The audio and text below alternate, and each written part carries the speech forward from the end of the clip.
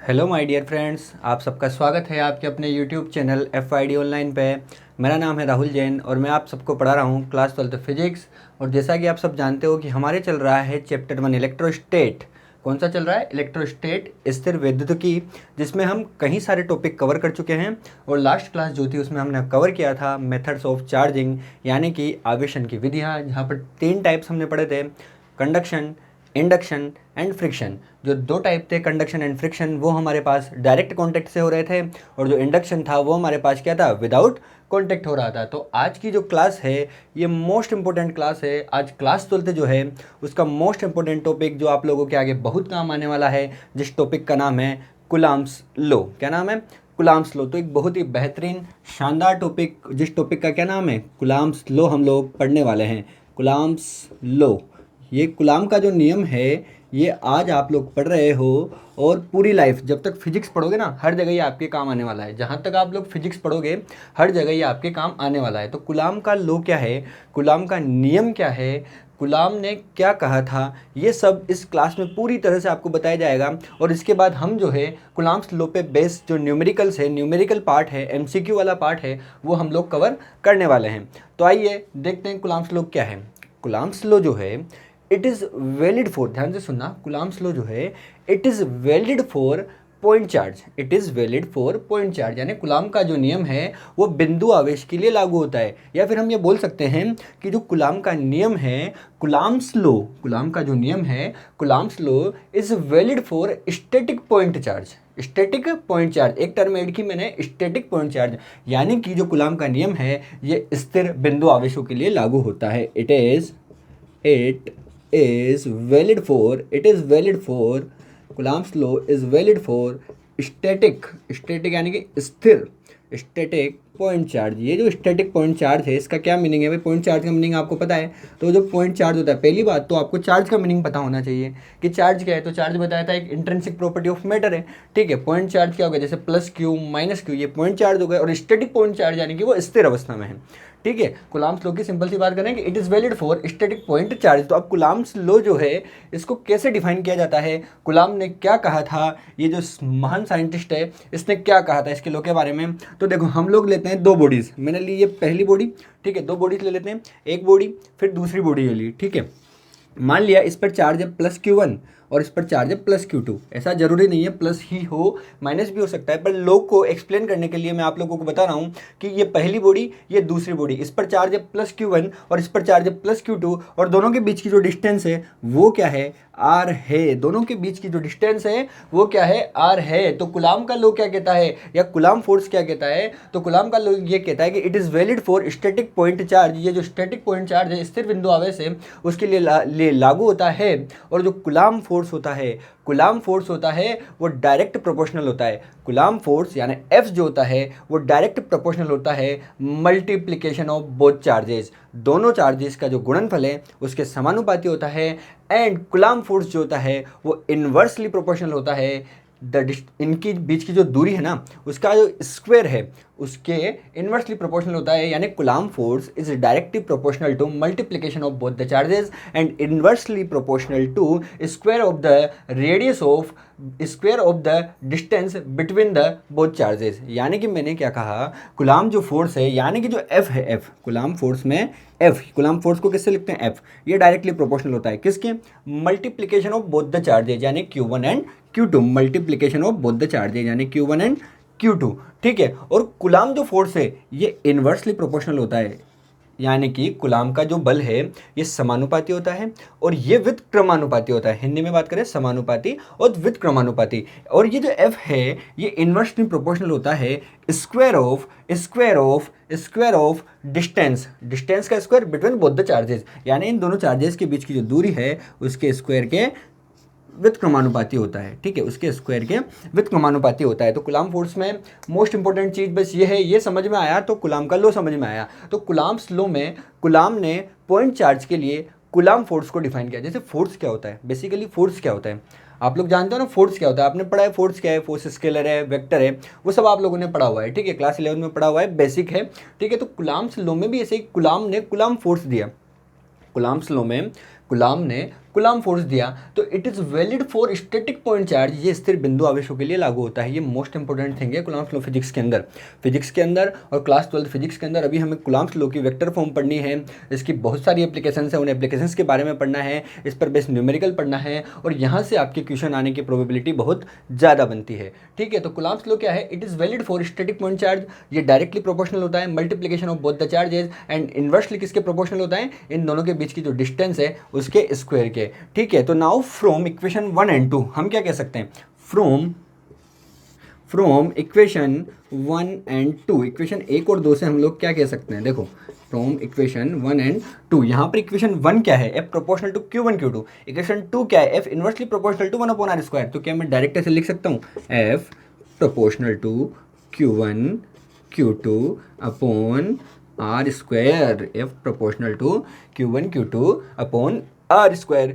अब जब प्रोपोर्शनल जब भी हटता है, ये तो पढ़ा होगा क्लास 11 में कि जब भी प्रोपोर्शनल हटता है तो वहाँ पर एक कांस्टेंट आता है। तो मैंने यहाँ पर प्रोपोर्शनल को उठाया तो f इक्वल टू कांस्टेंट क्या है? k Q1 Q2 upon r² और ये इक्वेशन नंबर 3।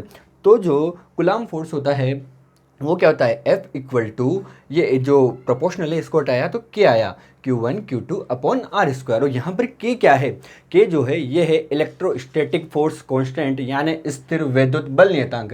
K क्या है? स्थिर वैद्युत बल नियतांक, इलेक्ट्रोस्टैटिक फोर्स कांस्टेंट। ठीक है, इसकी वैल्यू निकाल लेंगे, इसकी यूनिट निकालेंगे, इसकी डायमेंशन निकाल लेंगे, पूरा विश्लेषण करेंगे कि K क्या होता है, आपको अच्छे से समझ में आएगा। पर उससे पहले जब आपसे कोई पूछ ले कि 2 पॉइंट चार्ज आपको दिए हुए हैं, एक Q1 है एक Q2 है, तो इन दोनों के बीच में फोर्स क्या लगेगा? तो आपको सीधे सीधे बता देना है कि इन दोनों के बीच में जो फोर्स लगेगा F is equal to K Q1 Q2 upon r²। आप सो रहे हो रात को बिंदास, अच्छे से नींद आ रही है और कोई आपसे उठा के कहे, क्लास 11th में अगर आप लोगों ने पढ़ा है तो अगर क्लास 11th के बेस पे मैं बात करूँ और कोई आपसे कहे कि फोर्स की यूनिट क्या होगी, फोर्स की डायमेंशन क्या होगी, अगर आपको कोई नींद में उठा के गए तो फोर्स की डायमेंशन आप लोग बोलोगे m1L1T-2। क्या बोलोगे? m1L1T-2। ऐसे ही क्लास 12 में अगर आप लोग सो रहे हो, अच्छे से नींद आ रही है और कोई उठा के पूछे कि 2 पॉइंट चार्ज मैंने आपको दिए, नींद में ही दे दिया आपको, उनके बीच में फोर्स क्या लगेगा? तो उनके बीच में फोर्स लगेगा F is equal to K Q1 Q2 upon r²। यानी दोनों चार्जेस का जो मल्टीप्लिकेशन है वो और उनके बीच की जो डिस्टेंस है उससे डिवाइड कर दो। यही क्या होता है? कूलम्ब्स लॉ है। यही क्या है? कूलम्ब्स लॉ है, जो कि मोस्ट इंपॉर्टेंट है, बहुत इंपॉर्टेंट है क्लास 12th के नज़रिए से और आगे बहुत काम आने वाला है। तो हम लोगों ने क्या लिखा? F is equal to K Q1 Q2 upon r²। यहाँ पर K क्या है? मैंने बोला इलेक्ट्रोस्टैटिक फोर्स कांस्टेंट। K क्या है? K जो है इलेक्ट्रोस्टैटिक फोर्स कांस्टेंट है। K क्या है? K जो है हमारे पास इलेक्ट्रोस्टैटिक फोर्स कांस्टेंट है यानी स्थिर वैद्युत बल नियतांक। K क्या है? स्थिर वैद्युत बल नियतांक है। ठीक है, K की वैल्यू फाइंड करेंगे, K की यूनिट में आप लोगों को बताने वाला हूँ, K की डायमेंशन आप लोगों को बताने वाला हूँ। तो K क्या है? K जो है इलेक्ट्रोस्टैटिक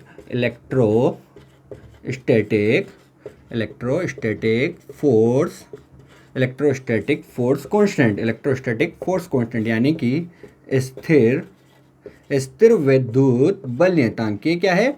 स्थिर वैद्युत बल नियतांक। K की वैल्यू हम फाइंड करेंगे तो K क्या है? स्थिर वैद्युत बल नियतांक। जब भी प्रोपोर्शनल हटता है तो कांस्टेंट आता है, ये तो आप लोगों को पता है। तो मैंने यहाँ पर प्रोपोर्शनल वाला साइन हटाया तो इज इक्वल टू क्या आया? तो अपने पास यहाँ पर आया स्थिर वैद्युत बल नियतांक K। ठीक है, अब हम यहाँ पर क्या करने वाले हैं? K जो है इसकी यूनिट, इसकी डायमेंशन एंड इसकी वैल्यू जो है वो फाइंड करने वाले हैं। ठीक है, तो now unit, dimension and value of K। K है इलेक्ट्रोस्टैटिक फोर्स कांस्टेंट। K क्या है? Electrostatic force constant. Unit dimension and value of K। क्या फाइंड करेंगे? Unit, dimension and value of K। अब कैसे यूनिट, डायमेंशन एंड वैल्यू निकालते हैं? देखो, फोर्स जो है उसकी हमको यूनिट निकालनी है, फोर्स जो है उसकी हमको डायमेंशन निकालनी है। तो कम से कम फोर्स का फॉर्मूला तो पता होना चाहिए, जिसके घर जाना है, जिमने किसी के घर, तो उसका कम से कम ये तो पता हो कि कहाँ पे जाना है। और ये पता नहीं हो तो पूछते पाछते जाएंगे ना, भाई यहाँ पे जाना है, फिर जाएंगे, खाएंगे, आएंगे और फिर आराम से सो जाएंगे। तो हमको K की यूनिट, डायमेंशन एंड वैल्यू चाहिए, तो K का फॉर्मूला तो चाहिए। अब K का फॉर्मूला पता नहीं है मान लो, तो लेकिन अपने को फोर्स का तो पता है, तो पूछते पाछते जाएंगे। फोर्स का फॉर्मूला जो बताया मैंने, क्या बताया अभी? F equal to K Q1 Q2 upon r²।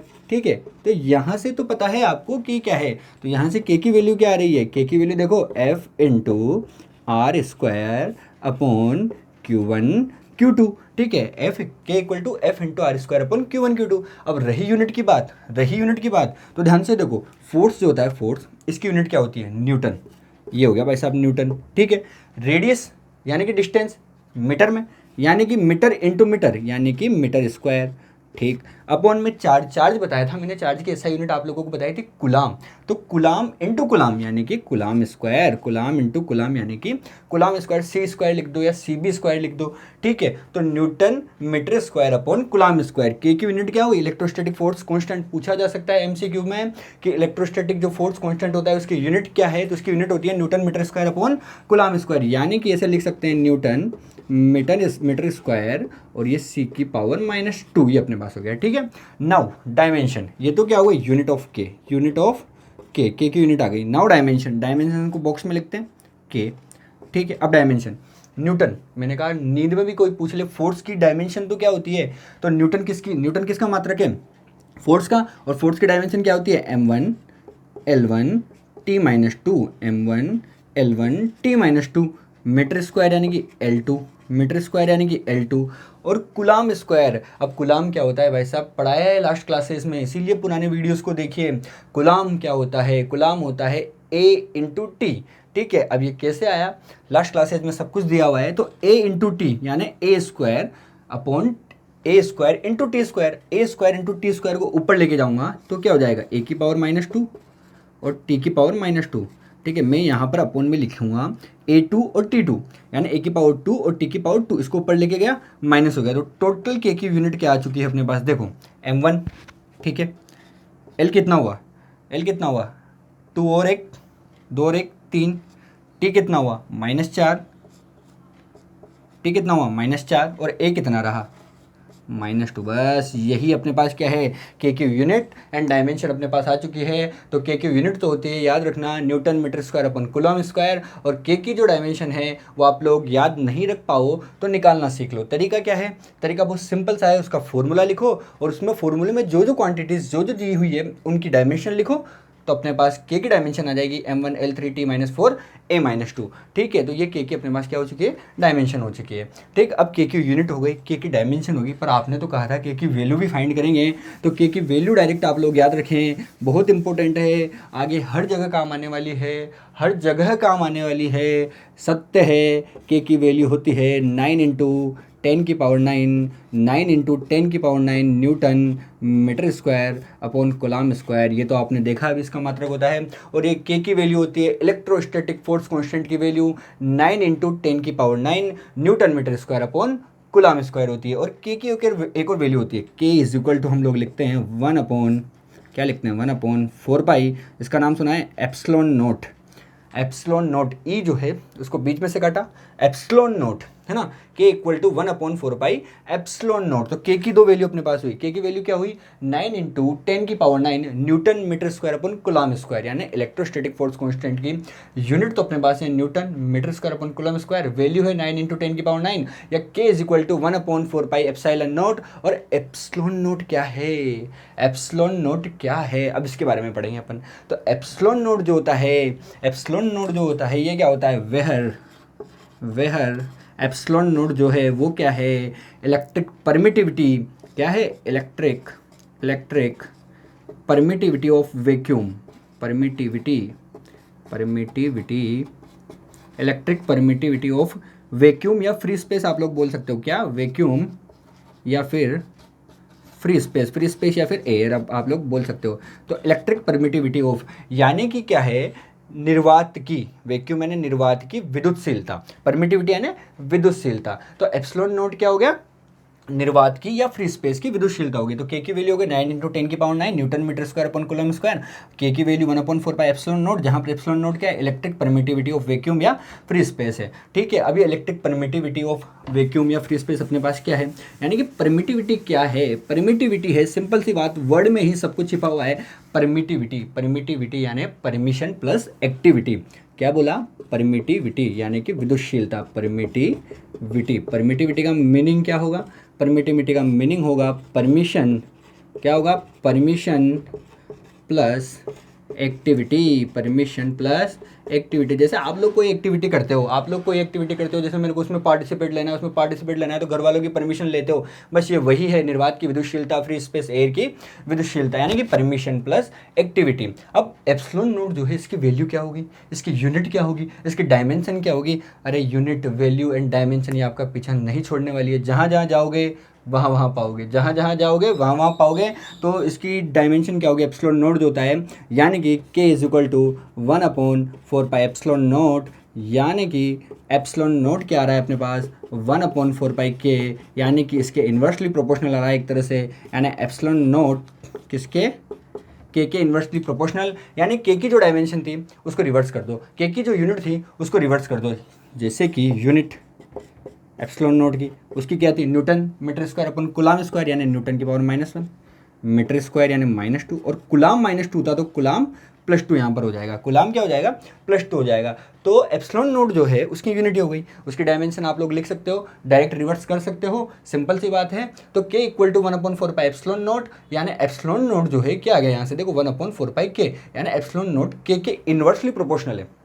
जैसा कि जो कुलाम्स लॉ में फोर्स था वो उन दोनों चार्जेस के बीच की डिस्टेंस के स्क्वायर के इन्वर्सली प्रोपोर्शनल था, ठीक है। तो इसकी यूनिट जो होगी इसके इन्वर्स हो जाएगी। और मोस्ट इंपॉर्टेंट थिंग बार बार बोल रहा हूँ, एप्सिलॉन नोट की वैल्यू आप लोगों को याद रखनी है 8.85 इंटू 10 की पावर -12, 8.85 इंटू 10 की पावर -12 न्यूटन इन्वर्स मीटर -2 और C2 यानी कुलाम की पावर 2, 8.85 इंटू 10 की पावर -12। तो यहाँ तक कुछ इंपॉर्टेंट फैक्ट की बात कर लेते हैं जो आपको याद रखना है। सिंपल सी बात, आपसे अगर कोई पूछे कि 2 पॉइंट चार्जेज है, ये पहला चार्ज ये दूसरा चार्ज, इन दोनों चार्जेस के बीच में कौन सा फोर्स लग रहा है और कैसे लग रहा है, तो इन दोनों चार्जेस के बीच में, पॉइंट चार्जेस के बीच में फोर्स लग रहा है अपने पास कुलाम फोर्स, जिसकी वैल्यू होगी F is equal to K Q1 Q2 upon R², ठीक है। और दूसरी बात आपसे पूछ ले कि K क्या है, तो K है इलेक्ट्रोस्टैटिक फोर्स कांस्टेंट।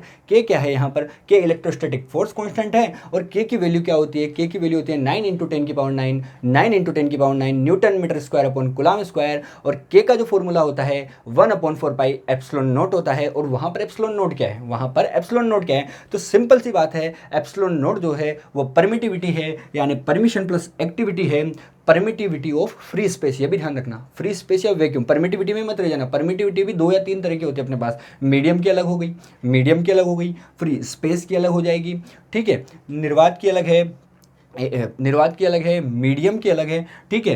तो ये अपने पास क्या हो गई, एप्सिलॉन नोट फ्री स्पेस की परमिटिविटी हो गई अपने पास। इसकी वैल्यू क्या होती है 8.85 इंटू 10 की पावर -12 न्यूटन इनवर्स मीटर -2 और कुलाम की पावर 2, ठीक है। यहाँ तक क्लियर। तो ये अपने पास क्या हुआ, कुलाम्स लॉ हुआ। यहाँ पर अपने पास क्या हुआ, कुलाम्स लॉ हुआ। और जो एप्सिलॉन नोट है इसको हिंदी में क्या बोलते हैं, विद्युतशीलता। एप्सिलॉन नोट को हिंदी में क्या बोलते हैं, विद्युतशीलता, ठीक है। अब रिलेटिव इलेक्ट्रिक परमिटिविटी, आपने देखा एप्सिलॉन नोट क्या है, एप्सिलॉन नोट जो है इलेक्ट्रिक परमिटिविटी है और फ्री स्पेस। यहाँ पर हम लोग बात करने वाले हैं अब एप्सिलॉन आर की, ठीक है। एक होता है एप्सिलॉन नोट, एक होता है एप्सिलॉन आर। अब देखो तीनों में रिलेशन अपने पास आएगा, तीनों में रिलेशन हम लोग कैलकुलेट करने वाले हैं। तो टॉपिक अपने पास क्या है, रिलेटिव टॉपिक क्या है, रिलेटिव इलेक्ट्रिक परमिटिविटी, ठीक है। क्या बोला मैंने, रिलेटिव इलेक्ट्रिक परमिटिविटी, ये हम लोग पढ़ने वाले हैं, ठीक है। रिलेटिव इलेक्ट्रिक परमिटिविटी यानी कि निरपेक्ष विद्युतशीलता या आपेक्षिक विद्युतशीलता भी बोल सकते हो, निरपेक्ष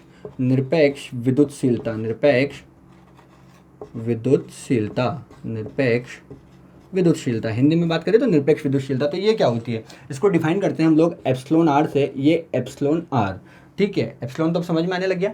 तो एप्सिलॉन आर, इसकी वैल्यू क्या होती है, फोर्स इन